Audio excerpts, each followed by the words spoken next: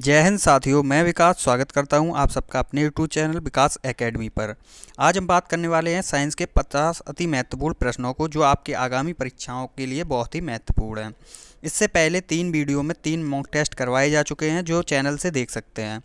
आज चलेंगे पहले प्रश्न की तरफ। तो आज का जो पहला प्रश्न है वो है लाफिंग गैस है। लाफिंग गैस कौन सी होती है निम्न में से? तो इस प्रश्न का आंसर सभी लोग कमेंट बॉक्स में देंगे।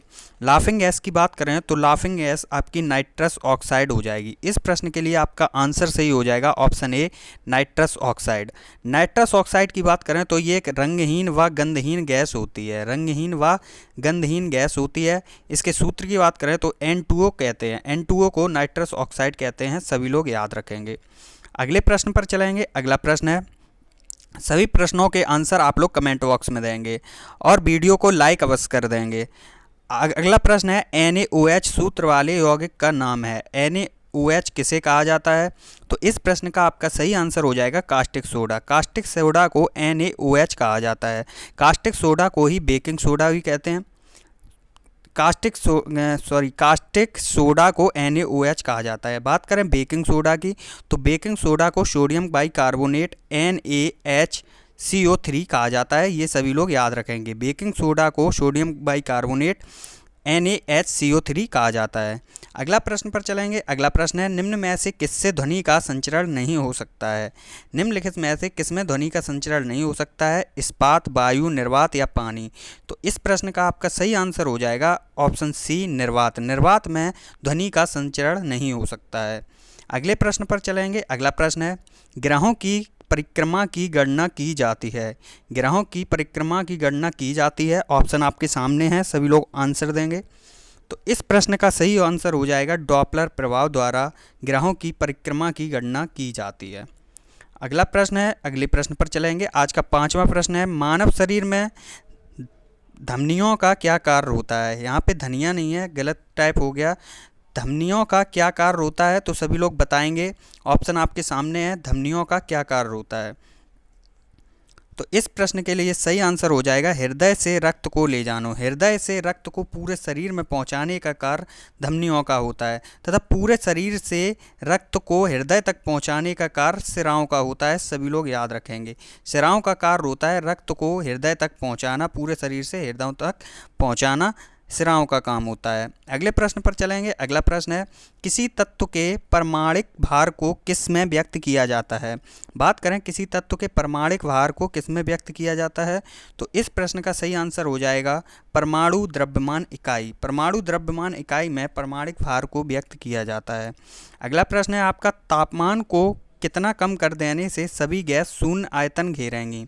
कितना तापमान कम कर दिया जाए कि किसी गैस का आयतन शून्य हो जाए? तो इस प्रश्न के लिए आपका सही आंसर हो जाएगा -273 डिग्री सेंटीग्रेड।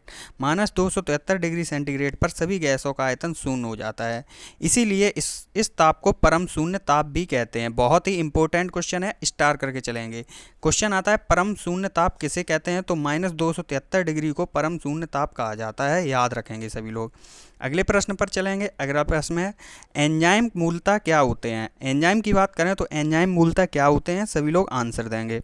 तो इस प्रश्न के लिए आपका सही आंसर हो जाएगा, वो हो जाएगा सी, ऑप्शन सी इसका सही आंसर हो जाएगा। एंजाइम मूलतः प्रोटीन होते हैं, सभी लोग याद रखेंगे।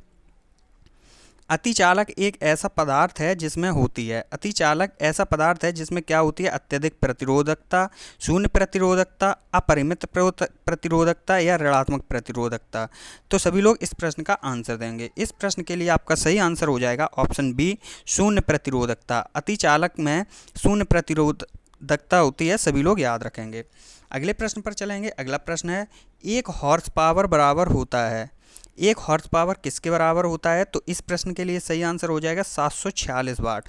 746 वाट बराबर 1 हॉर्स पावर होता है। एक बार सभी लोग वीडियो को सभी फ्रेंड्स के पास शेयर कर देंगे। आपके फ़ोन में जितने भी ग्रुप हैं सब में शेयर कर देंगे। वीडियो को लाइक कर देंगे और चैनल को सब्सक्राइब कर लेंगे। डेली एक मॉक टेस्ट करवाया जाता है सुबह 8 बजे। सभी लोग याद रखेंगे और चैनल से जुड़ेंगे। आगे चलते हैं अगले प्रश्न पर। अगला प्रश्न है, वायुमंडलीय दाब में आकस्मिक गिरावट दर्शाता है। वायुमंडलीय दाब में आकस्मिक गिरावट क्या दर्शाता है?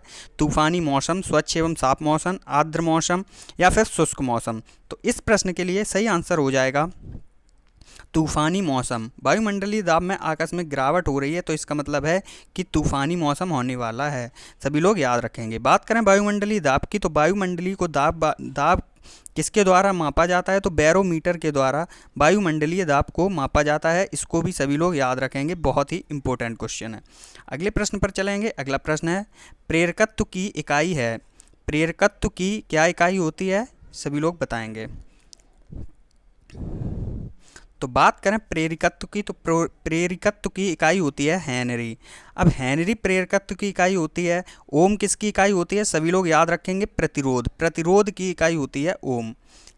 और बात करें कूलाम की, तो कूलाम किसकी इकाई होती है, तो कूलाम आवेश की इकाई होती है, इसको भी सभी लोग याद रखेंगे। चलेंगे अगले प्रश्न पर। अगला प्रश्न है रक्त कैंसर किसे कहा जाता है, ब्लड कैंसर का दूसरा नाम क्या है, या ब्लड कैंसर को किस नाम से जाना जाता है। तो इस प्रश्न के लिए आपका सही आंसर हो जाएगा ल्यूकेमिया, ल्यूकेमिया नाम से जाना जाता है ब्लड कैंसर को। अब बात करें हीमोफीलिया, यहाँ पे हीमोफीलिया नाम है, तो हीमोफीलिया की बात करें तो हीमोफीलिया एक आनुवांशिक रोग होता है, इसको सभी लोग याद रखेंगे। हीमोफीलिया में होता है क्या है, किसी को अगर चोट लग जाती है तो उसका रक्त का बहाव नहीं रुकता है, मतलब रक्त नहीं जमता है, रक्त बहता ही रहता है, ये रोग होता है हीमोफीलिया, ये एक अनुवांशिक रोग होता है, सभी लोग याद रखेंगे। अगले प्रश्न पर चलेंगे। अगला प्रश्न है ध्वनि की इकाई है। बात करें ध्वनि की, तो ध्वनि की इकाई क्या होती है, सभी लोग कमेंट बॉक्स में आंसर देंगे। तो ध्वनि की इकाई की बात करें, ध्वनि की इकाई होती है डेसीबल, डेसीबल ध्वनि की इकाई होती है। दाब की इकाई होती है पास्कल, पास्कल यहाँ आया है तो सभी लोग याद रखेंगे, दाब की इकाई होती है पास्कल। और न्यूटन किसकी इकाई होती है, तो बल की इकाई होती है न्यूटन, इनको भी सभी लोग याद रखेंगे। केल्विन सभी को पता ही होगा, ताप की इकाई होती है। अगले प्रश्न पर चलेंगे। अगला प्रश्न है टेलीग्राफी का आविष्कार किसने किया, सभी लोग कमेंट बॉक्स में आंसर देंगे, वीडियो को लाइक कर देंगे सभी लोग। चैनल सब्सक्राइब नहीं किया है तो चैनल सब्सक्राइब जरूर कर लें। टेलीग्राफी का आविष्कार किसने किया है, अगले प्रश्न का उत्तर देंगे। तो इस प्रश्न का सही आंसर हो जाएगा ऑप्शन ए मॉर्स सैमुअल। तो मॉर्स सैमुअल ने टेलीग्राफी का आविष्कार किया है, सभी लोग इसका याद रखेंगे। प्रोटॉन की खोज किसने की थी, तो रदरफोर्ड द्वारा प्रोटॉन की खोज की गई थी, इसको भी सभी लोग याद रखेंगे, क्वेश्चन में पूछा जाता है। अगले प्रश्न पर चलेंगे। अगला प्रश्न है ध्वनि की तीव्रता मापने के लिए किस यंत्र का प्रयोग किया जाता है। बात करें ध्वनि की तीव्रता नापने के लिए तो किस यंत्र का प्रयोग किया जाएगा, तो ऑडियोमीटर का प्रयोग किया जाता है ध्वनि की तीव्रता मापने के लिए। अब यहाँ पे आपका आया है अमीटर, तो अमीटर की बात करेंगे, अमीटर से क्या नापा जाता है, तो विद्युत धारा को मापा जाता है, विद्युत धारा को अमीटर द्वारा मापा जाता है। दोनों ही पॉइंट बहुत ही इंपॉर्टेंट है, दोनों को याद करके चलेंगे। अगले प्रश्न पर चलेंगे। अगला प्रश्न है शुष्क सेल है, शुष्क सेल को क्या कहा जाता है, इसका आंसर सभी लोग कमेंट बॉक्स में देंगे। तो शुष्क सेल को प्राथमिक सेल के रूप में जाना जाता है, सभी लोग याद रखेंगे। अगले प्रश्न पर चलेंगे। अगला प्रश्न है चुंबकीय फ्लक्स की यूनिट क्या है, चुंबकीय फ्लक्स की यूनिट क्या होती है, तो इस प्रश्न का आंसर देंगे सभी लोग वेबर, टेस्ला, वाट या एम्पियर। इस प्रश्न के लिए सही आंसर हो जाएगा वेबर, चुंबकीय फ्लक्स की यूनिट होती है वेबर, सभी लोग याद रखेंगे। टेस्ला की बात करें तो टेस्ला चुंबकीय क्षेत्र की तीव्रता का मात्रक होता है, चुंबकीय क्षेत्र की तीव्रता का मात्रक होता है टेस्ला, सभी लोग याद रखेंगे। अगले प्रश्न पर चलेंगे। अगला प्रश्न है विद्युत ऊर्जा की इकाई क्या होती है, तो विद्युत ऊर्जा किस में मापी जाती है, तो किलोवाट घंटा में विद्युत ऊर्जा मापी जाती है, इसको भी सभी लोग याद रखेंगे। सभी एक इकाई से एक क्वेश्चन एनटीपीसी या ग्रुप डी में ज़रूर पूछा जाता है, तो सभी लोग याद करके चलेंगे। प्रतिरोध की यूनिट की बात करें तो प्रतिरोध का भी ऊपर भी बताया था, तो प्रतिरोध की यूनिट क्या होती है, ओम होती है, सभी लोग याद रखेंगे। एम्पियर विद्युत धारा या फिर विद्युत आवेश की यूनिट होती है, विद्युत धारा या विद्युत आवेश की यूनिट होती है एम्पियर, इसको भी याद रखेंगे। अगले प्रश्न पर चलेंगे। अगला प्रश्न है वायुमंडल में बादलों के तैरने का क्या कारण होता है, तो वायुमंडल में बादलों के तैरने का क्या कारण होता है, सभी लोग कमेंट बॉक्स में आंसर देंगे, बहुत ही सरल क्वेश्चन है। तो इस प्रश्न के लिए सही आंसर हो जाएगा कम घनत्व, कम घनत्व बादलों के वायुमंडल में बादलों के तैरने का कारण होता है, सभी लोग याद रखेंगे। अगले प्रश्न पर चलेंगे। मानव नेत्र की दूरदृष्टि को क्या कहा जाता है, कल भी एक क्वेश्चन बताया गया था, मानव नेत्र को दूरदृष्टि को क्या कहा जाता है? सभी लोग आंसर देंगे। तो इसको कहते हैं हाइपरमेट्रोपिया। हाइपरमेट्रोपिया दूरदृष्टि दोष को कहा जाता है। बात करें निकट दृष्टि दोष को, तो निकट दृष्टि दोष को मायोपिया के नाम से जाना जाता है, निकट दृष्टि दोष को। यहाँ से एक ट्रिक बताऊंगा, बहुत ही शानदार ट्रिक है, तो सभी लोग अच्छे से ट्रिक को देखेंगे। 2 का 3 और 3 का 4। अब ये क्या है? 2 का 3, 3 का 4। आइए देखते हैं। 2 से हो जाएगा दूर, और 3 से हो जाएगा उत्तल, और 3 से हो जाएगा निकट, और 4 से हो जाएगा अवतल। तो समझ में आ गया होगा आप लोगों को। दूर दृष्टि दोष के लिए उत्तल लेंस का प्रयोग किया जाता है, निकट दृष्टि दोष के निवारण के लिए अवतल लेंस का प्रयोग किया जाता है। ये ट्रिक थी। एक बार फिर से देखेंगे। 2 का 3, 3 का 4। 2 से दूर, 3 से उत्तल, 3 का निकट और 4 से अवतल। तो इसको सभी लोग याद रखेंगे। इस सहायता से आप लोग इन प्रश्नों को आसानी से याद रख सकेंगे। अगले प्रश्न पर चलेंगे। अगला प्रश्न है, मायोपिया से क्या तात्पर्य है? तो मायोपिया से क्या तात्पर्य है, अभी ऊपर बताया ही था। सभी लोग आंसर करेंगे। तो मायोपिया निकट दृष्टि दोष को कहते हैं। सभी लोगों को पता ही होगा, निकट दृष्टि दोष को मायोपिया के नाम से जाना जाता है। अगले प्रश्न पर चलेंगे। अगला प्रश्न है, निम्न में से कौन सा जल संक्रामक रोग है? निम्नलिखित में से कौन सा रोग है जो जल के संक्रामक से होता है? तो इस प्रश्न का सही आंसर हो जाएगा हैजा। हैजा जो है वो जल संक्रामक रोग है, जल के संक्रामक से होता है। चेचक की बात करें, चेचक विषाणुजनक रोग होता है, ये वायरस से होता है, सभी लोग याद रखेंगे। अगले प्रश्न पर चलेंगे। अगला प्रश्न है, दूर दृष्टि दोष से पीड़ित व्यक्ति की स्पष्ट दूरी की न्यूनतम दूरी है। दूर दृष्टि से पीड़ित व्यक्ति की स्पष्ट दृष्टि की न्यूनतम दूरी क्या होती है? तो इस प्रश्न के लिए सही आंसर हो जाएगा ऑप्शन सी, 25 सेंटीमीटर। 25 सेंटीमीटर दूर दृष्टि से पीड़ित व्यक्ति के लिए स्पष्ट दूरी होती है, सभी लोग याद रखेंगे। अगले प्रश्न पर चलेंगे। अगला प्रश्न है, टीबिया अस्थि कहाँ होती है? बात करें टीबिया अस्थि की, तो ये कहाँ पाई जाती है? मानव शरीर में। तो इस प्रश्न का सही आंसर हो जाएगा ऑप्शन सी, पैर में पाई जाती है टीबिया अस्थि। अगले प्रश्न पर चलेंगे। तो जांग की हड्डी होती है फीमर, सभी लोग याद रखेंगे। फीमर हड्डी कहाँ पाई जाती है? जांग में पाई जाती है, और ये मानव शरीर की सबसे बड़ी हड्डी होती है, इसको भी याद रखेंगे। अगले प्रश्न पर चलेंगे। अगला प्रश्न है, विटामिन ई की कमी से निर्मित रोग है। विटामिन ई की कमी से कौन सा रोग होता है? इसका आंसर देंगे सभी लोग। तो विटामिन ई की कमी से होने वाला रोग, विटामिन ई की कमी से जनन क्षमता में कमी होती है, सभी लोग याद रखेंगे। बात करें अंधापन, अंधापन किस कमी से होता है? तो विटामिन ए की कमी से अंधापन रोग होता है, इसको याद रखेंगे। रिकेटस की बात करें तो रिकेटस रोग विटामिन डी की कमी से होता है, इसे भी याद रखेंगे। बेरी रोग विटामिन बी की कमी से होता है, इसे भी याद रखेंगे। अगले प्रश्न पर चलेंगे। अगला प्रश्न है, किस अंग के दोषपूर्ण कार्य करने से मधुमेह रोग हो जाता है? किस अंग के दोषपूर्ण कार्य करने से मधुमेह रोग हो जाता है? तो इस प्रश्न का आंसर देंगे सभी लोग। तो इस प्रश्न का आंसर हो जाएगा अग्नाशय। अग्नाशय के दोषपूर्ण कार्य करने से मधुमेह रोग हो जाता है। अग्नाशय क्या करता है? इंसुलिन का उत्पादन पर्याप्त मात्रा में नहीं कर पाता है, तो मधुमेह रोग हो जाता है, सभी लोग याद रखेंगे। अगले प्रश्न पर चलेंगे। फलों के अध्ययन को क्या कहते हैं? सभी लोग कमेंट बॉक्स में आंसर जरूर दें प्रश्नों का। तो फलों के अध्ययन को क्या कहा जाता है? सभी लोग आंसर देंगे। तो फलों के अध्ययन को पोमोलॉजी कहा जाता है, सभी लोग याद रखेंगे। हॉर्टिलॉजी की बात करें तो बागवानी का अध्ययन और सब्जियों का अध्ययन हॉर्टिकल्चर में किया जाता है, सभी लोग याद रखेंगे। अगले प्रश्न पर चलेंगे। नाशपाती का कौन सा भाग खाया जाता है? तो इस प्रश्न का सही आंसर हो जाएगा गूदेदार पुष्पासन। गूदेदार पुष्पासन नाशपाती का खाने योग्य भाग होता है। ये क्वेश्चन पेपर में पूछा जाता है, याद रखेंगे। अगले प्रश्न पर चलाएंगे। 81 प्रश्न, रंजक व, तो ये प्रश्न गलत टाइप हो गया, इसके ऑप्शन यहाँ पे गलत टाइप हो गए हैं, तो इसको स्किप करेंगे। अगले प्रश्न पर चलेंगे। अगला प्रश्न है, कोको का कौन सा भाग, चॉकलेट पता होगा, चॉकलेट कोको से बनती है, तो कोको का कौन सा भाग गंध के लिए इस्तेमाल किया जाता है? चॉकलेट में जो सुगंध आती है उसके लिए कोको का कौन सा भाग प्रयोग किया जाता है? तो इस प्रश्न का सही आंसर हो जाएगा बीज। कोको के बीज का प्रयोग किया जाता है चॉकलेट में गंध के लिए, सभी लोग याद रखेंगे। अगला प्रश्न है, रेबीज के टीके की खोज किसने की?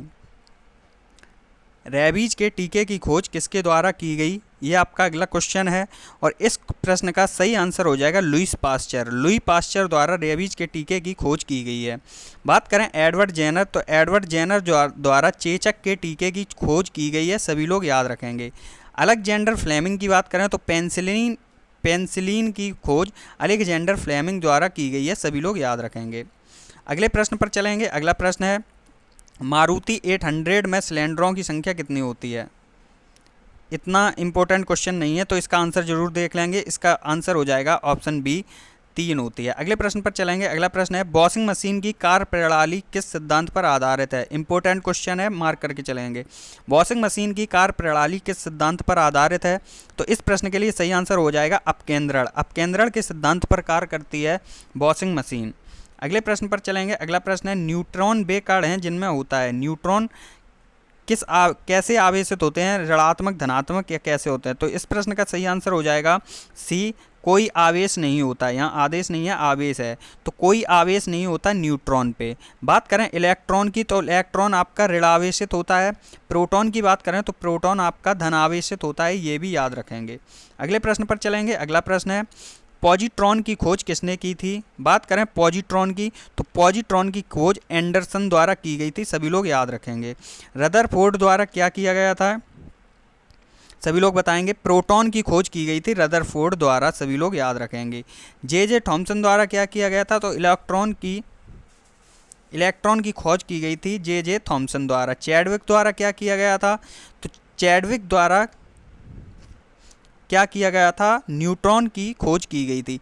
एक ट्रिक याद करेंगे यहाँ से, ईंट पर नाचो, ईंट पर नाचो, सभी याद हो जाएंगे। Electron J Thomson, proton Rutherford, neutron Chadwick, सभी याद करके चलेंगे इस ट्रिक से। अगले प्रश्न पर चलेंगे। अगला प्रश्न है समस्थानिक परमाणुओं में क्या होता है, तो प्रोटॉनों की संख्या समान होती है, इस प्रश्न को याद रखेंगे। प्रोटॉनों की संख्या समान होती है समस्थानिक परमाणुओं में। अगले प्रश्न पर चलेंगे। अगला प्रश्न है आधुनिक आवर्त सारणी आधारित है। आधुनिक आवर्त सारणी की बात करें तो आधुनिक आवर्त सारणी परमाणु क्रमांक पर आधारित है, सभी लोग याद रखेंगे। अगर बात की जाए आवर्त सारणी का जनक किसे कहा जाता है, तो मेंडलीफ को आवर्त सारणी का जनक कहा जाता है। मेंडलीफ ने पहली आवर्त सारणी दी थी। जो इन्होंने पहली आवर्त सारणी दी थी वो परमाणु भार पे आधारित थी, ये भी याद रखेंगे।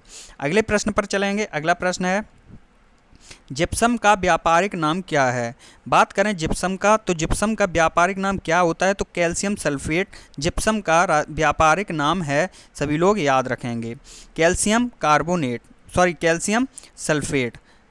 यहाँ पे कैल्शियम कार्बोनेट है, तो कैल्शियम कार्बोनेट का सूत्र याद करेंगे, CaCO3 कैल्शियम कार्बोनेट का सूत्र होता है। कैल्शियम सल्फेट के सूत्र की बात करें तो CaSO4 कैल्शियम सल्फेट होता है, सभी लोग याद रखेंगे। अगले प्रश्न पर चलेंगे। क्वार्टज का रासायनिक नाम क्या है। क्वार्टज के रासायनिक नाम की बात करें तो सोडियम सिलिकेट के नाम से जाना जाता है क्वार्टज को, ये भी याद रखेंगे। अगला प्रश्न है आपका रेडियोधर्मिता की खोज किसने की।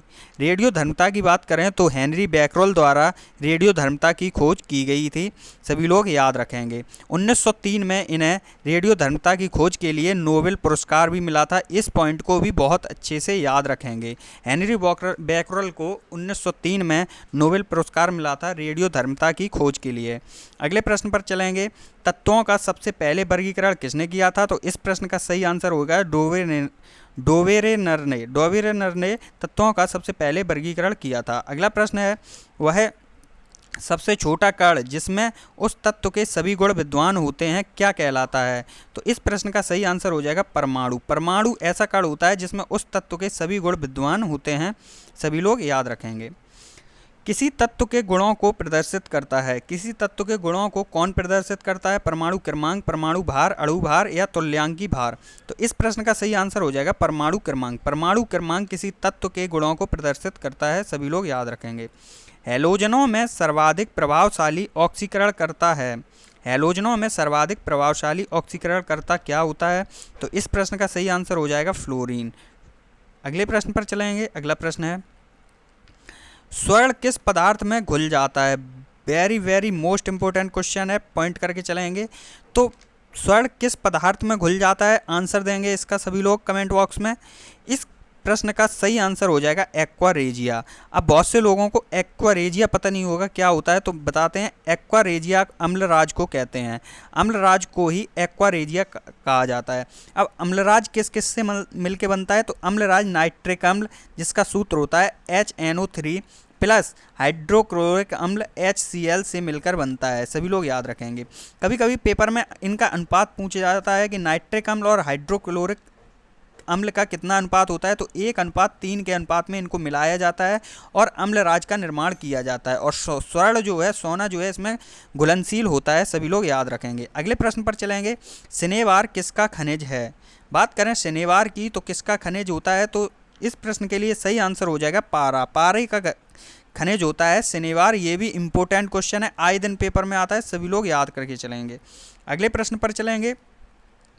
पटाखों के फटने के बाद दिखाई देने वाला चमकीला रंग किसके कारण होता है? तो इस प्रश्न का जो सही आंसर हो जाएगा वो हो जाएगा स्ट्रोंशियम। स्ट्रोंशियम या फिर कह सकते हैं बेरियम नाइट्रेट। बेरियम नाइट्रेट के द्वारा पटाखों के फटने के बाद जो कलर दिखाई देता है वो बेरियम नाइट्रेट के कारण दिखाई देता है। अगले प्रश्न पर चलेंगे। किसके निष्कर्षण हेतु साइनाइड विधि प्रयुक्त होती है? तो सभी लोग एक बार चैनल को सब्सक्राइब कर देंगे।